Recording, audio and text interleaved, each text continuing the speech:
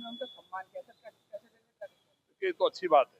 माननीय पाठक जी हमारी पार्टी में, माननीय योगी जी स्वयं संत हैं।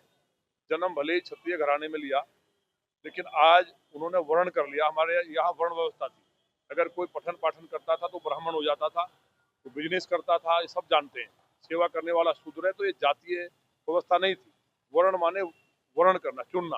तो माननीय योगी जी ने संन्यास ले लिया, तो वो स्वयं भी ब्राह्मण है, और एक संत और ब्राह्मण के शासक रहते हुए, सत्ता चलाते हुए पटकों का सम्मान होगा। तो माननीय पाठक जी तो सनातन के एक बड़ी पताका है, ध्वजा है, तो उन्होंने जो सम्मान किया है, एक मैसेज दिया है। लेकिन सनातन के नाम पे सरकार को बदनाम करना, भारतीय जनता पार्टी के अलावा इस देश ने, दुनिया का एक एक सनातनी जानता है कि अगर भव्य और दिव्य भगवान श्री राम का मंदिर बना है, तो सनातन की सरकार में माननीय मोदी जी के रहते हुए बन सकता है, योगी जी के रहते हुए बन सकता है, माननीय पाठक जी के रहते हुए और केशव जी के रहते हुए बन सकता है।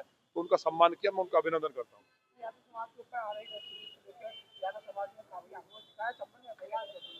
ये तो अच्छी बात है, और जिसने भी बनाई है उसके ऊपर रासोका लगे।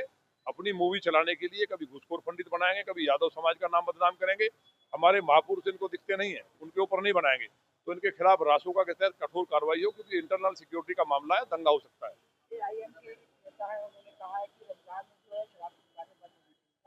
देखिए, एएम का जो नेता है, उसका जिसने ये कहा शराब नहीं बिकनी चाहिए, मैं उसका स्वागत करता हूँ।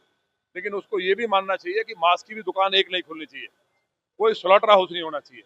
अगर वो सच्चा मुसलमान है, अगर दोगला मुसलमान है तो कोई बात छोड़िए, लेकिन अगर सच्चा मुसलमान है तो मांस की भी विरोध करे। मोहम्मद साहब ने हदीस में साफ लिखा, अपनी बेगम आयशा को कहा है कि गाय का दूध शिफा है, तो गाय काटने वालों को वो फांसी की मांग करे। और मोहम्मद साहब ने कहा मांस से बीमारी फैलती है, अपनी बेगम आयशा को, ये हदीस में लिखा है। तो मोहम्मद साहब इसका मतलब मांसाहारी नहीं थे, शाकाहारी थे। और मैंने बहुत पहले कहा था लौकी तोरी खाते थे। तो मोहम्मद साहब जब मांस के विरोधी थे, तो मांस का भी विरोध करे। एक भी दुकान मांस की ना खुले जो शराब की बंद करने की बात कर रहा है। तो अगर वो मांस के लिए और गाय के लिए मांग करेगा, तो मैं उसका स्वागत भी करूंगा।